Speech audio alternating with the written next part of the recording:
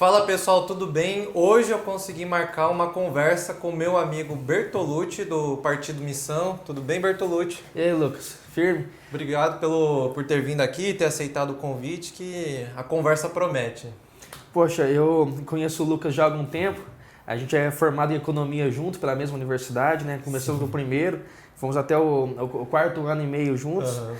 Formamos juntos e, poxa, cada um agora está seguindo o seu rumo. Ele com um canal no YouTube, eu entrei para a política, né? Na verdade, quando eu comecei na universidade, Sim, já estava no já MBL. estava na política. E agora com o Partido Missão, sendo pré-candidato a deputado federal. Então tá. Hoje eu vou vir aqui como um questionador, porque eu vou te perguntar várias coisas do Partido Missão, do Renan Santos. Se quiser falar um pouco sobre você, porque eu sei que tem muita gente que me acompanha, que gosta muito desse movimento e tal. Então eu tô aqui mais para perguntar. Então eu já quero começar assim perguntando: o que é o Partido Missão? E complementando, é igual ao MBL, a mesma coisa, é outra coisa? Me explica.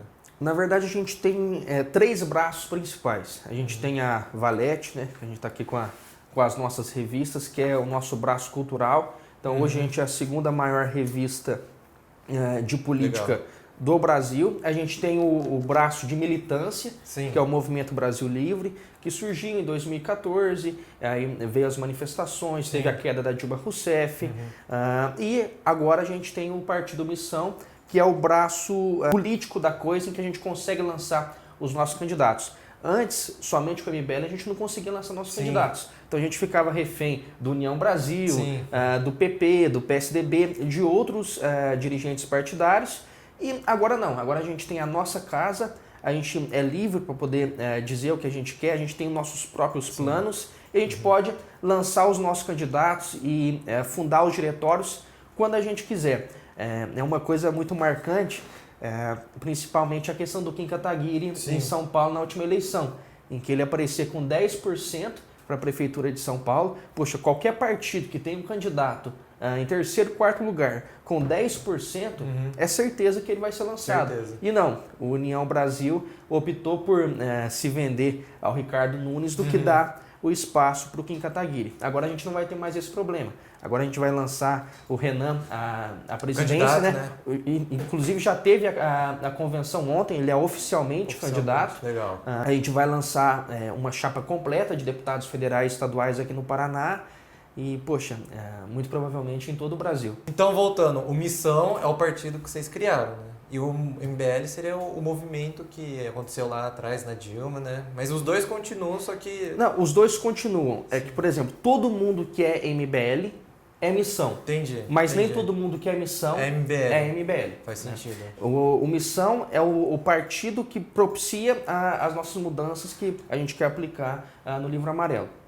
Basicamente isso. E aí foi um processo intenso de coleta de assinaturas. Tanto é que eu fui um dos comandantes aqui durante a coleta. Enfim, a gente tem uma tendência hoje no Brasil de cada vez ter menos partidos políticos. Então, o fato da gente ter conseguido fundar o Missão foi assim, difícil e deu certo. Difícil e muito provavelmente foi o último partido a ser fundado. Não sabia, não. Tá, então, beleza. Entendi que o Missão... Agora, a pergunta que eu tenho. Qual que é o posicionamento de vocês? Vocês são, tipo... esquerda, direita, nova direita, porque eu vejo que, pelo que eu vejo, né, vocês criticam até mesmo os dois lados, né, sempre tá criticando os dois lados e me parece que vocês têm um posicionamento diferente, mas não sei, o que vocês se consideram? Então, o pessoal fica em dúvida, poxa, se vocês dessem o cacete no bolsonarismo e dessem o cacete no petismo, então vocês são centrão. Não, porque o cara que ele é centrão, ele tá no governo quando o Bolsonaro está no governo e ele está no governo quando o PT também está. Nós não. Nós não estamos no governo, independente se for o PT ou se for o Lula. Então, nesse caso, a nossa visão é que nós somos de direita e o bolsonarismo vilipendiou, né? Foi um estelionatário das nossas ideias, das ideias que surgiram ali com as manifestações da Dilma Rousseff. Ele acabou surfando a onda, tomando esse protagonismo para si, e a partir do momento que ele chega no governo federal, ele trai tudo aquilo que prometeu, e aí a gente tem, tanto ele colocando o Augusto Aras na Procuradoria-Geral da República. O que é um PGR, né? É basicamente o cara responsável por processar todo mundo que tem mandato, que tem foro privilegiado. Então, deputado federal, senador... Veja, durante a gestão do Bolsonaro, nenhum grande político corrupto foi preso. Para não falar que nenhum foi preso, foi o Roberto Jefferson. Mas o cara tá com uma granada na polícia, se ele não fosse preso, ninguém seria também. Mas tirando essa exceção, ninguém foi preso. Então ele acabou com o combate à corrupção.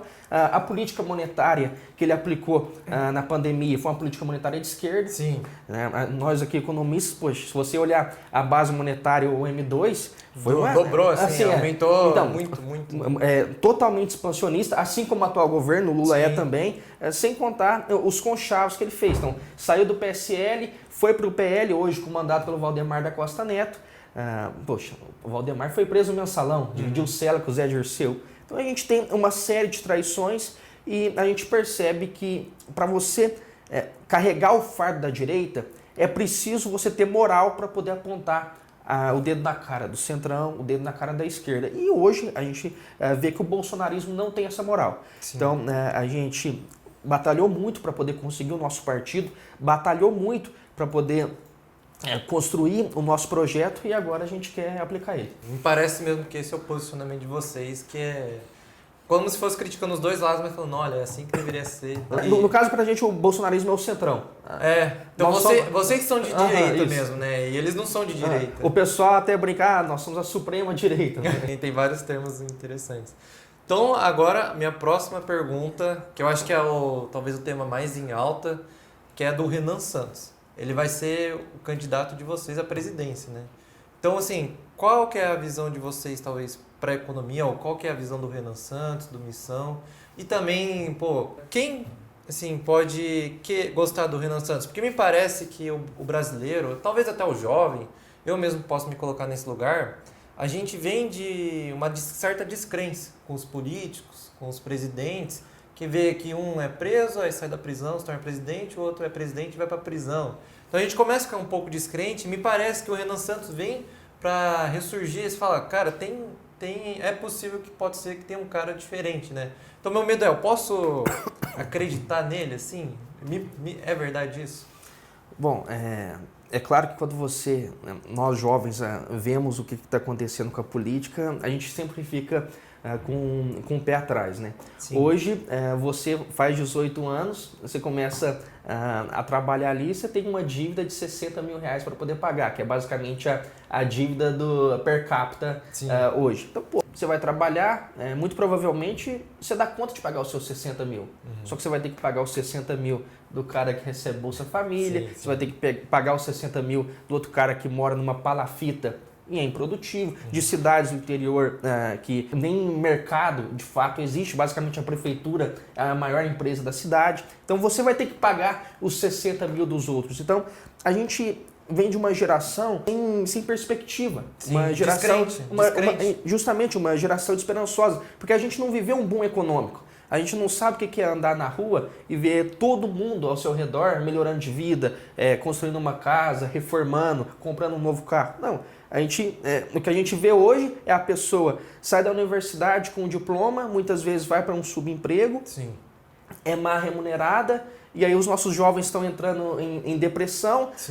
Os jovens da cidade pequena acaba sendo pior ainda, porque eles não têm nenhuma perspectiva de oportunidade, porque não há geração de riqueza, não há ganho de produtividade. Então não há oportunidade de emprego em cidades assim menores de 100 mil habitantes, por exemplo. Então, assim, se o cara ele é filho de um agricultor, filho de um grande comerciante, beleza, ele ainda consegue tocar as coisas do pai. Mas o cara que não tem nada, ou ele vai para a cidade grande arriscar alguma coisa, ou não, ele vai ficar preso. Ou não há oportunidade. E a gente vai empurrando o Brasil com a barriga. E aí o cara ele vai, se cadastra no Cade Único, recebe um Bolsa Família, faz um bico para poder complementar e não há geração de riqueza. E aí você olha o mundo à sua volta, é de ficar não só descrente, é de ficar depressivo.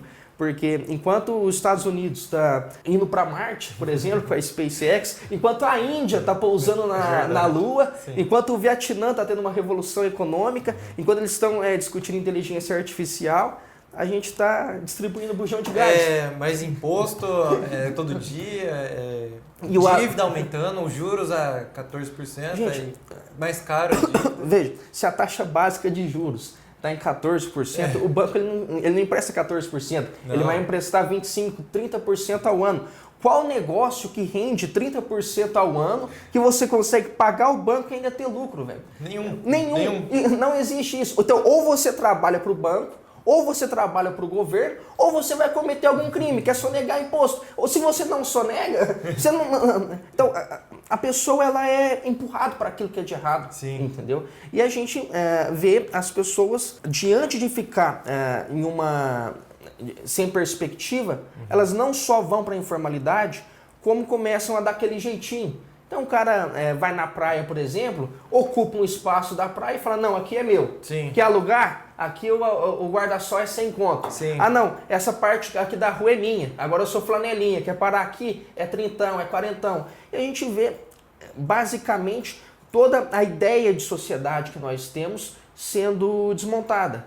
Porque as pessoas estão cada vez mais querendo dar um jeitinho para poder sobreviver. Né? E vai fazendo assim. A inflação também. Quando vai no mercado, eu lembro que o pão mais simples custava R$5. Hoje custa 10. Então, isso em 2 anos, 3 anos. E assim, tem na verdade o pessoal que é mais ANCAP que gosta dessa corrente, que é você medir a inflação pela expansão da base monetária. Sim, né? tem Assim, isso. não, eu gosto de analisar, eu não sou ANCAP, sou mais liberal, mas veja.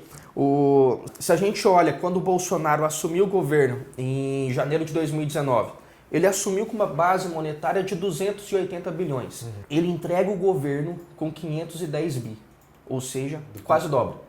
Quase dobra.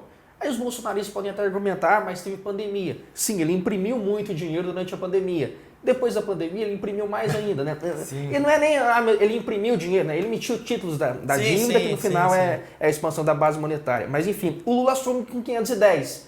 Hoje a nossa base monetária já está em 760. Ou seja, cada presidente aí, do Lula e do Bolsonaro, imprimiu 230, 240 bi a mais girando na economia. Gente, 70% do dinheiro que a gente tem hoje foi impresso nos últimos 8 anos. Sim, 8 anos. Isso sim condiz com a inflação real. É óbvio que o IPCA vai ali apontar uma inflação de 5%, 6%. Sim. Né? E assim, a gente está entre dois economistas aqui, a gente vai falar que o IPCA está errado, mas é que a forma como o conjunto é montado, a cesta, ela muito provavelmente ela é mal distribuída. Ele está certo estatisticamente, mas talvez ele não mensure da melhor forma, mesmo estando certo. Justamente. Mas você pega, por exemplo, na pandemia, o IGPM, que eu creio que é o que calcula dos aluguéis. Sim. Poxa, batendo 15%, 16%. Teve um proprietário aí que foi reajustar o aluguel em 20%, os inquilinos saíram. Então a gente viu que não necessariamente o IPCA estava sendo bem fidedigno ao que estava acontecendo. Sim. Tá, entendido isso. E também as ideias econômicas, né, os planos econômicos ou ideias do Partido Missão, ou talvez do que o Renan Santos vem soltando, que eu já vi que ele vem falando algumas coisas, assim, mas eu gostaria de ouvir de você que tá dentro do negócio, né? Você que quase que estava junto da fundação, né? Eu fui comandante, né? Então existia durante a fundação do partido os coletores, os coordenadores e os comandantes. Aqui no Paraná foi dividido em 2 comandantes. Um pegava o interior do estado e outro a capital. Sim. Eu peguei o interior.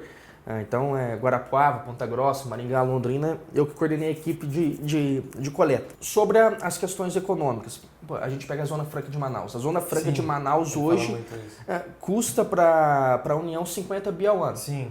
Poxa, se você pegar esses 50 bilhões, dividir por 13 salários da quantidade de funcionários que a Zona Franca de Manaus tem, daria para poder pagar um salário de 10, 12 mil reais para cada um. Qual que é o salário médio da Zona Franca de Manaus? 4 mil reais. Ou seja, está sumindo 8 mil.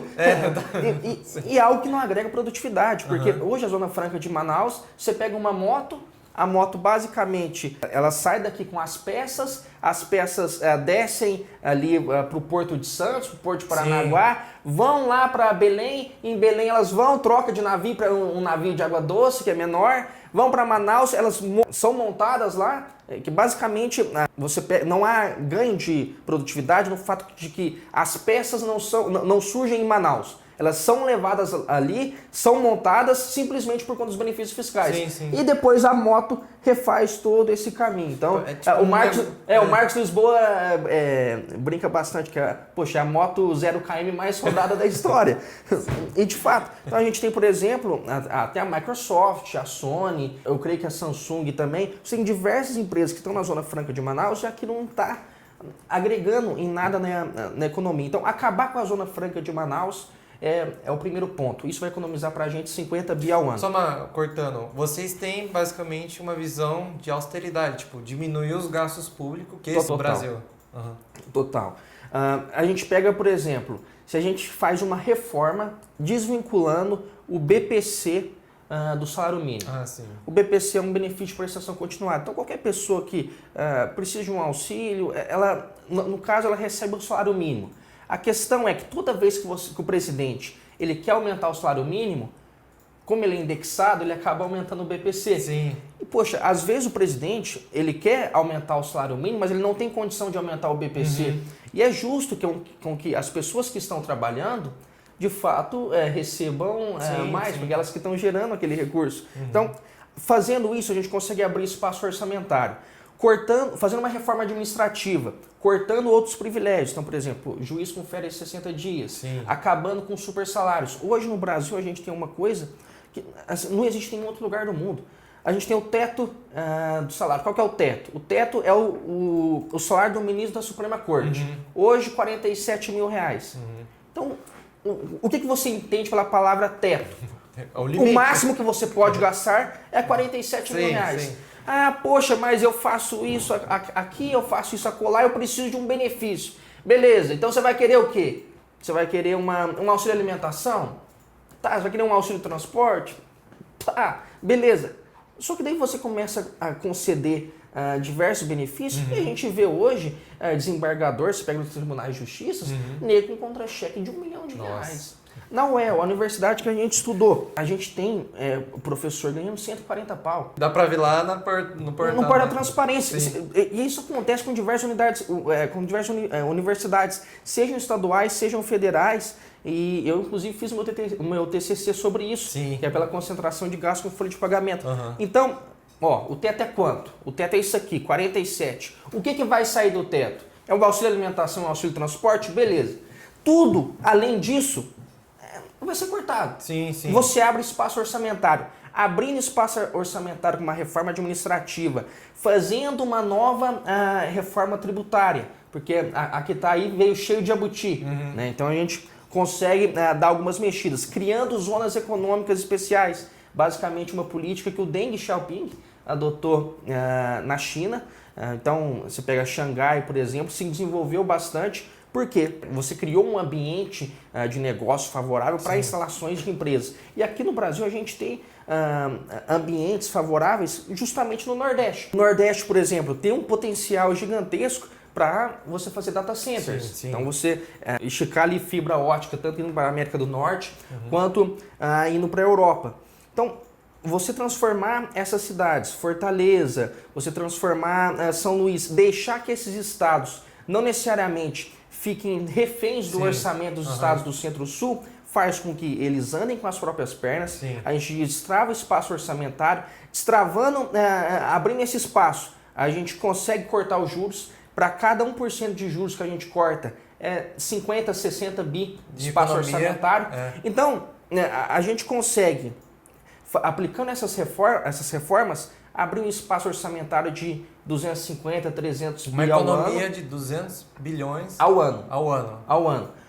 Outra questão, uma nova reforma da Previdência. Sim. É possível de ser estudada, inclusive incluindo os militares, que ficaram de forma. Hoje a gente vê o absurdo aí de filhas de ex-generais recebendo essas pensões da Compal. Então a gente precisa dessa austeridade fiscal e a gente quer fazer algo semelhante ao que o Milei vem fazendo na uma Argentina. ideia, tipo assim, cortar algumas coisas que não precisa, assim vai abrir margem, dá para cortar os juros, porque juros altos é ruim para todo mundo. É ruim para todo mundo. É um consenso, né? A questão é como que a gente vai chegar e cortar os juros. Né? Só que a gente precisa ser sincero e a nossa campanha, a nossa campanha e pré-campanha é basicamente um sincericídio. O remédio vai ser amargo, mas a gente só consegue resolver se for dessa forma. Não tem solução mágica, não tem atalho. Não tem outro atalho. Qualquer pessoa que prometer algo diferente disso vai estar mentindo. Feito essas reformas, abrir um espaço orçamentário, aí a gente pode decidir em como a gente vai aplicar esse dinheiro. Aí nós temos a nossa forma. Me parece que vocês têm uma visão, por exemplo, no começo, vamos supor, se o Renan Santos for eleito, uma visão bem pragmática até, tipo assim, qual que é o problema, qual que é a solução? E depois vem com outras ideias, né? Porque muita gente vem com, não, porque é uma ideia de esquerda, direita. Me parece que eles são pragmáticos, né? Temos esse problema. Isso aqui não é questão ideológica, a dívida do Brasil, o déficit público não é ideológico. É um problema real, entendeu? É real. E então assim, é pragmático. Por exemplo, o Flávio Bolsonaro ele veio com uma proposta semana passada de distribuir 70 milhões de smartphones para mulheres. E ainda dá o plano de internet. Ô Lucas, poxa, quanto que é um telefone razoável hoje? Uns R$1.500. E olhe lá. Mas vamos supor que o governo ele faça um bom acordo, que ele pegue por 1.000.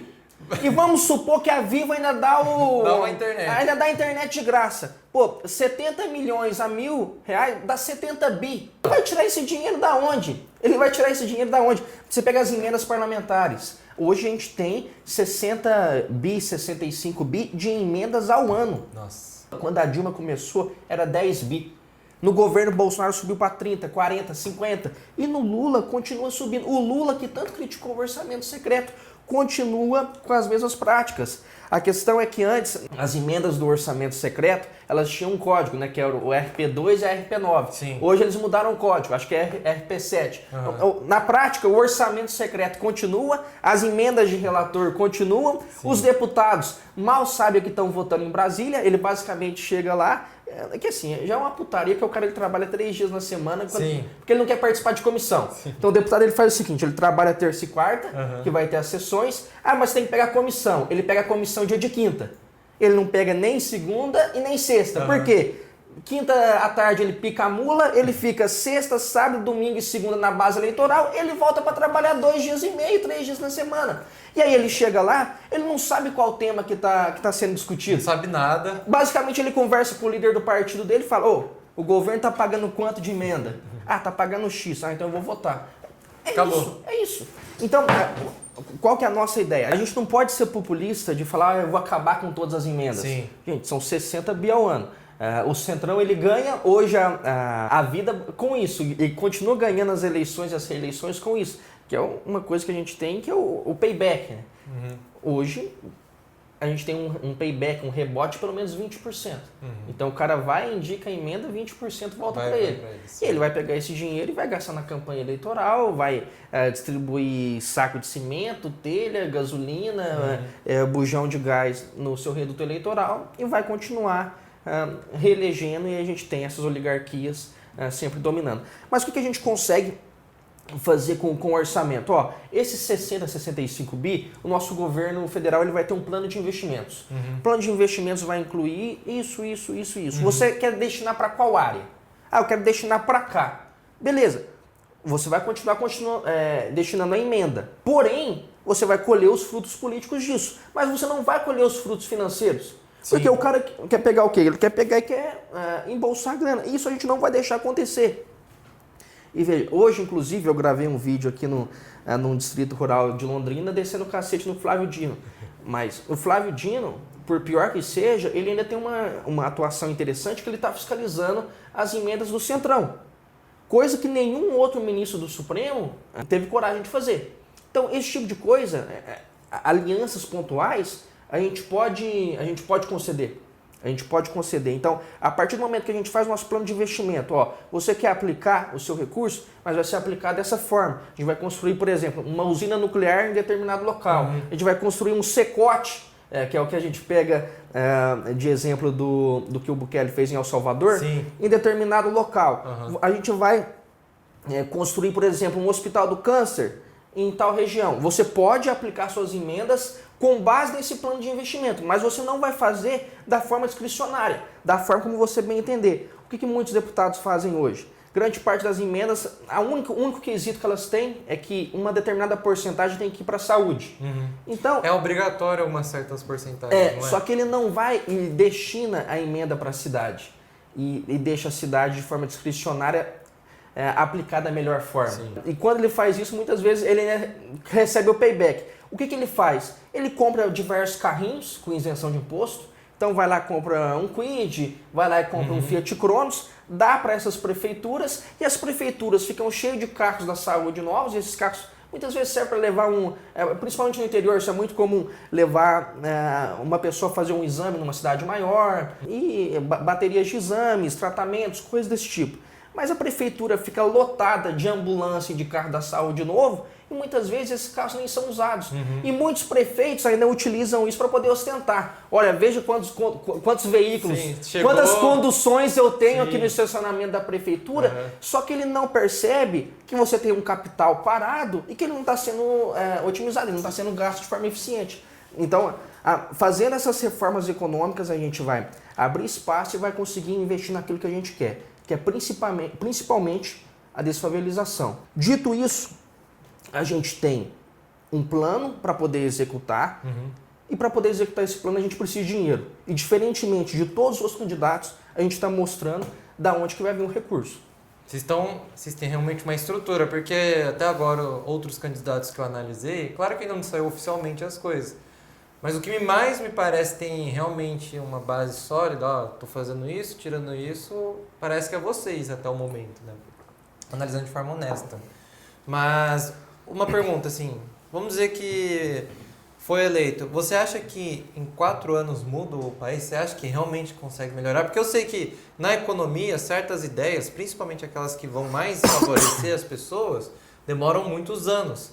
Mas você acha que o Brasil está numa situação tão crítica que, por exemplo, no primeiro ano já a gente vê diferença, segundo, terceiro, você acha que pode vir essa melhora na expectativa das pessoas?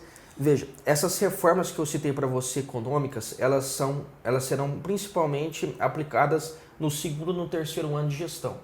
O que será feito no primeiro ano? Angariar capital político. De que forma que a gente vai fazer isso, né? Hoje, basicamente, o que os governos fazem é ostentar popularidade. E popularidade, que em tese é capital político, é uma moeda de troca. Sim. Na política é dessa forma que funciona. Então, assim, não tem nenhum bobo aqui, vamos ser sinceros. Só que muitas pessoas utilizam da popularidade e do capital político para alimentar seu próprio ego. Então, do que adianta você sair da gestão de prefeito, da gestão de governador, da gestão de presidente com 60%, 70%, 80% de aprovação, simplesmente na base do pão e circo, e não ter feito nenhuma melhoria concreta. Então a gente está aqui para poder, obviamente, ganhando a eleição, vamos formar esse capital político e torrar o nosso capital político com o nosso projeto, mesmo sendo impopular. A gente vai farmar esse capital político de que forma? Basicamente com a principal pauta que une 80% da população, que é o combate ao crime organizado. Ah, sim.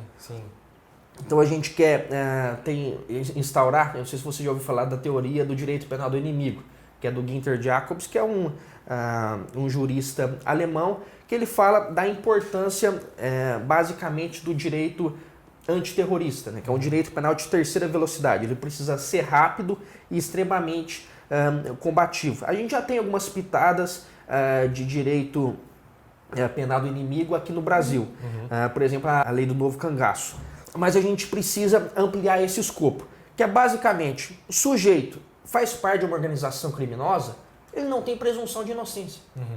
Ele não pode responder em liberdade. Você vai responder preso. Se provou a sua inocência, aí você sai. Então a gente precisa fazer algumas reformas constitucionais, ou colocar um estado de defesa em alguns estados, em algumas unidades federativas, para poder combater o crime organizado. Hoje o crime organizado, e assim, eles têm formas de atuações diferentes. Então você pega, por exemplo, o Comando Vermelho. Ele é mais horizontalizado.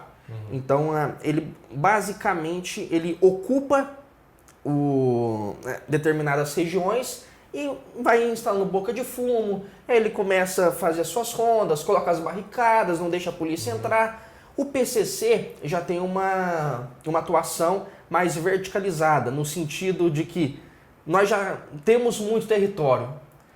E território hoje para a gente nem é tão importante, porque a gente trabalha mais com exportação. Sim. O que a gente precisa como lavar esse dinheiro. Uhum. E aí, poxa, eles têm uma estrutura complexa de postos de combustíveis, Claro. de usinas de álcool, de fundos de investimento, como a gente viu nas operações que a Polícia Federal fez ano passado.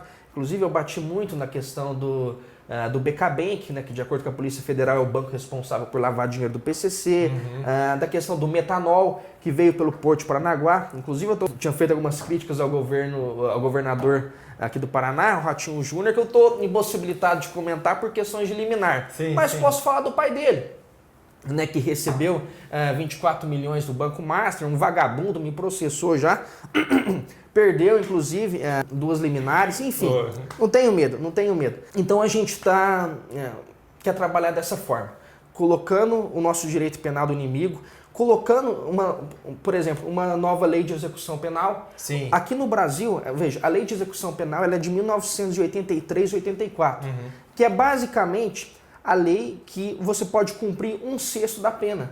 E depois você pode ter direito à progressão de regime. Sim. Então você passa para o semiaberto ou para o aberto. Gente, assim, para determinados crimes, ao meu ver, não tinha nem que ter progressão de pena. Sim, também acho. Sujeito cometeu um homicídio, né, não pode falar aqui por conta do YouTube, ele não tem que ter direito à progressão de pena. Mas a maior parte dos países envolvidos, a progressão de pena é 2/3. Ou seja, primeiro você cumpre 60%, 70% da pena para depois ter uma progressão. Aqui no Brasil é 1/6. 1/6 é 16%. Né? Ah, beleza. Alguns anos. E assim, se ele cometer um crime hediondo, sobe para 40%, mas ainda é pouco. Crime hediondo não pode ter progressão de pena, progressão de regime. Não pode ter. Um novo Código Penal. O nosso Código Penal ele é de 1940. Tudo atualiza. A tecnologia vai atualizando. Aonde você vai, olha ao seu redor, As ideias se atualizam. As ideias se atualizam, a legislação tem que se atualizar também. Em 1940, você colocava um sujeito 10 anos na cadeia, as más condições davam um jeito nele, entendeu? Ele ficava por lá mesmo, depois só sobrava o osso. Sim. Agora não é assim mais. Então, o sujeito não pode ficar 20, 30 anos preso. É 40, 50, 60. Às vezes a vida inteira, dependendo do crime. Justamente. Aqui no Brasil, a gente não tem pena de morte. Né? A pena de morte só tem para quem é detrator no caso de guerra. Mas, poxa, a gente consegue fazer alguma reforma para poder, ao menos, tentar uma prisão perpétua. Né? É porque a pena de morte ainda tem uma questão religiosa que muitas pessoas ficam um pouco Seria com o pé um outro atrás. debate. É um outro debate. É. Mas vamos falar naquilo que é mais plausível. Poxa, uma reforma do Código Penal, acabar com essa lei de execução penal que a gente tem hoje, instaurar o direito penal do inimigo e, basicamente, formar uma aliança contra o crime organizado. E não só em quem está trabalhando na lavagem de dinheiro, em quem está trabalhando na exportação de cocaína, na exportação de droga. Quem trabalha no setor de lobby político das organizações criminosas.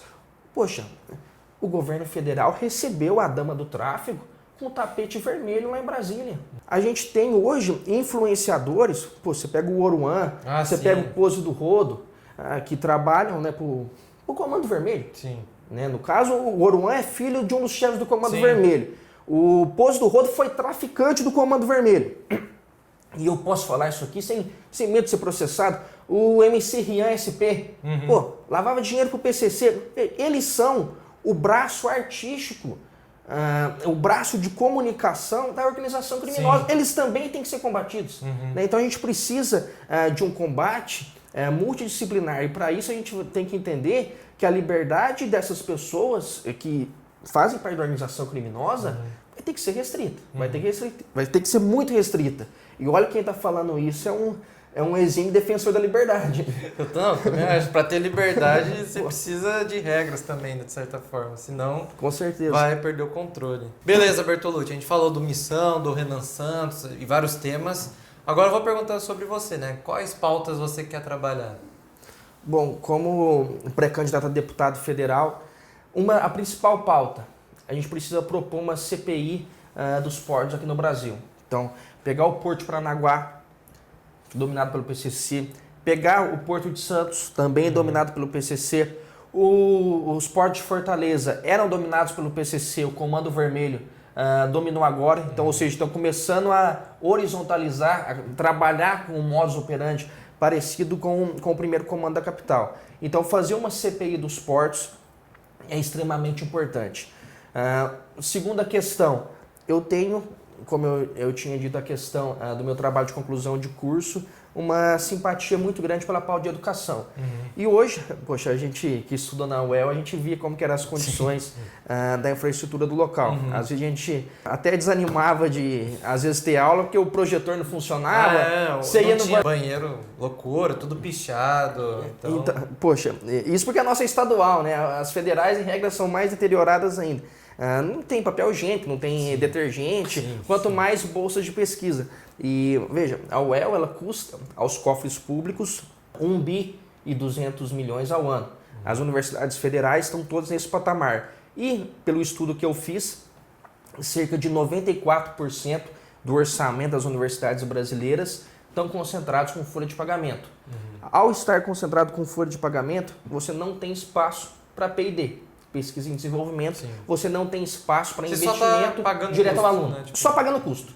Só pagando custo. E aí você tem esses absurdos de professor tirando 140 pau no contra-cheque e muitas vezes, assim, vamos ser justos, o professor tira 140 pau no contra-cheque, é aquele cara que é concursado e sindicalizado. O cara que é PSS, é contrato temporário, que está na ponta, muitas vezes ele está sendo extremamente injustiçado.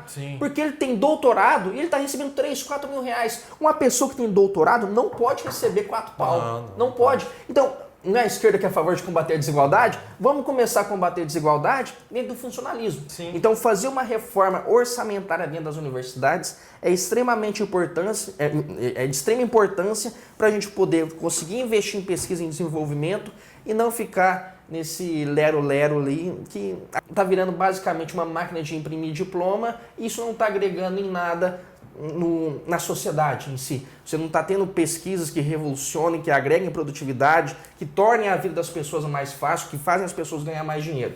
É basicamente, vem aqui, você finge que aprende, eu finge que estou te dando aula, e a gente tem um acordo formal. Então, essas duas principais pautas, combate ao crime, reforma orçamentária das universidades, e eu tenho uma pauta que eu quero trabalhar muito, que é justamente o combate ao centrão. E para combater o centrão, a gente precisa colocar segundo turno nas cidades pequenas. Isso é um problema que a gente tem no Brasil hoje. Nós a gente está em Londrina, 550 mil habitantes. Aqui em Londrina você tem segundo turno. O Brasil ele tem 5.500 municípios, somente 103 tem o segundo turno. O restante não tem? Não tem, os outros 5.400 municípios. Qual que é o problema disso? É que o candidato da máquina, ou seja, o candidato à reeleição ou o candidato a sucessor, e ainda mais cidades pequenininhas, eu estou falando de cidades de 5 mil, 20 mil, 40 mil habitantes, muitas vezes a prefeitura é a maior empresa da cidade. Então o cara da máquina, ele já chega na eleição com 35, 40% de intenção de votos. Isso faz com que a oposição, muitas vezes, tenha que se unificar diante de uma pessoa só. É muito difícil... É muito difícil você quebrar a oligarquia. Entendi. Então você colocar segundo turno em pequenas cidades vai propiciar outras candidaturas de oposição e também vai propiciar possíveis rachas na base do prefeito. Então aquele vereador que foi com o prefeito, mas não está gostando, aquele secretário que está vendo alguma coisa de errado na gestão. Hoje não. Hoje todo mundo que é da base do prefeito fica quieto para poder ir para a reeleição e todo mundo que é do contra junta e as pessoas acabam ficando com poucas opções. Então a democracia não funciona nas cidades pequenas do Brasil, porque as pessoas não têm direito de opinar, de votar no segundo turno, ou de votar, elas sempre são obrigadas a votar no menos pior. Sim. Elas nunca podem cravar naquele candidato que elas querem de fato. Porque uma cidade que lança 4, 5 candidatos, em regra o candidato da máquina sempre vai ser vitorioso, porque há uma pulverização muito grande da opinião pública. Gostei, muito interessante. E como faz para te seguir, te encontrar nas redes? A minha principal rede hoje é tanto o Instagram como o TikTok. Então é só colocar Bertolucci_BR. É facinho, Bertolucci com 2 Cs. Só dá um Google também, Gabriel Bertolucci. Acha fácil. Já acha lá. Então segue lá o Bertolucci. Eu acho que é isso, obrigado pela conversa, foi muito boa. Qualquer coisa a gente volta, depois faz uma parte 2, hein? Se o pessoal quiser deixar algumas perguntas aqui no comentário. Sim, vocês que têm contato comigo, me perguntam que eu pergunto pra ele, porque esse cara tá dentro, né? Sabe das coisas, então eu vou lá e questiono sem medo mesmo. A gente tá na parceria e quando precisar, tô sempre à disposição para gravar outro episódio. E, poxa, não se esqueçam, hein? Deixar o like e ativar a sineta. Beleza? Valeu, Tamo pessoal. junto. Tamo junto. Falou!